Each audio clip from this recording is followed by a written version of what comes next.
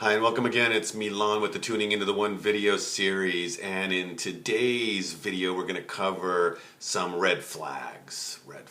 More red flags.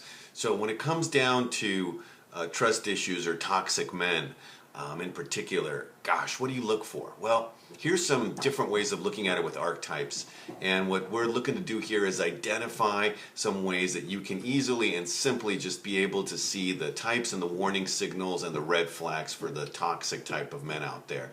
In general, we'll call them, give them different names, but all of them can kind of blend into one. So remember, we're going to cover about 5 different types, and when we do, we're going to look at toxic elements and signals where you're looking at his behavior, his words, his actions, and then what to look for as far as red flags go. So if any of this stuff really rings true, or you can see what I'm talking about and it kind of really resonates with you, then you can pick up from there. But basically what we're looking for is somebody like a Peter Pan. Now, Peter Pan, we know, is a children's idea, is somebody who never grows up. And that's basically it. You're looking for somebody where his actions are immature, his languaging or his behavior is immature, and it's kind of like dorm or locker room conversation.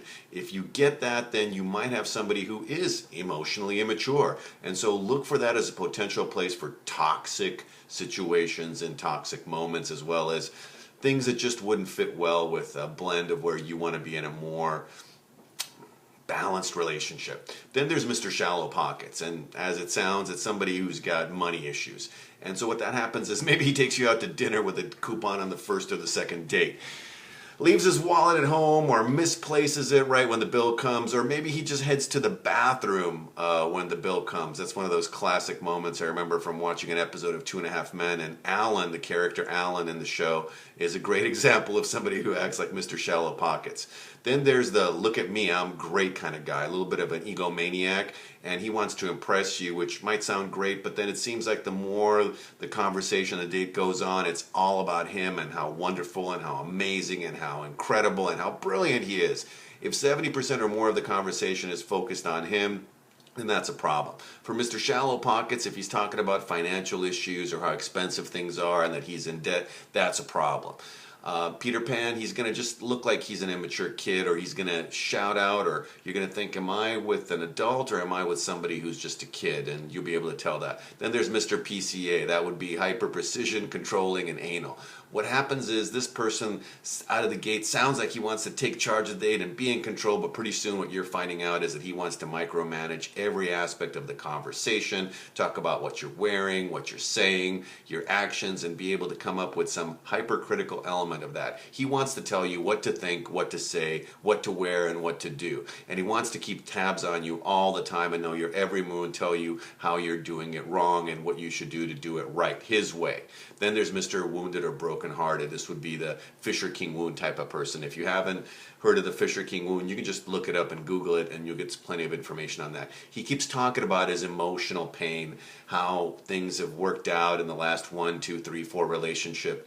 He wants perpetual sympathy. He's got some deep-seated wounds and they keep coming up, so he's talking about it. It's a woe is me type of situation. He usually has trust issues and he's always referring back to how he's been hurt or his broken heart. He cries when watching romantic movies, but not in a good way, because it's always reminding him of something he's been through, his pain. His emotional pain is present all the time, so he's Mr. Brokenhearted, Mr. Wounded, and he's got lots of issues that require tissues, and he wants you to be there to console him and to feel bad for him, and oh, poor guy, and that's how he builds that relationship. So these are just some of the situations out there, and we just call these guys different kind of like categories or different archetypes. But basically when you're looking for these type of signals, they're red flags. They're red flags. If you see them, then tag them. If somebody is creating a situation, you're in a dating environment, you're wondering what to do, play this video back. It's only going to be about 5.5 minutes or so. Or write down the list, play it over a couple of times and see what's going on. Write these things down and you can have them handy so you can check them off your list. If you start seeing multiple pieces of this coming true for you in your dating experience, then run, cut the cord, and get away from this situation. It's going to get toxic quickly for you, and there's no reason for that. So, wishing you lots of dating success out there, and I hope these tips on red flags and warnings on things to watch out for that could be situations of toxic men in your life coming in that you do not want in there. I wish you the best in your dating success and getting to relationship mastery. So if you like us, if you want to comment on this video, if you want to subscribe to our video series, please do so right below this video. And if you're really, really ready to magnetize yourself and attract yourself to Mr. Right, and you're ready right now, then right below this video, look for the link and you'll be able to sign up for a free 45-minute Soulmate Attraction Blueprint introductory session with me, one-on-one. And to find out more, just click the link below and it'll send you and find out more about what to do and how to do it. Now, I only do a couple of these. I only do 3 of these a week. So if you're into Mr. Right and you want to find him right now, click the link and find out more. Until next time, this is Milan wishing you the best of success in your dating and in relationship mastery, and bye for now.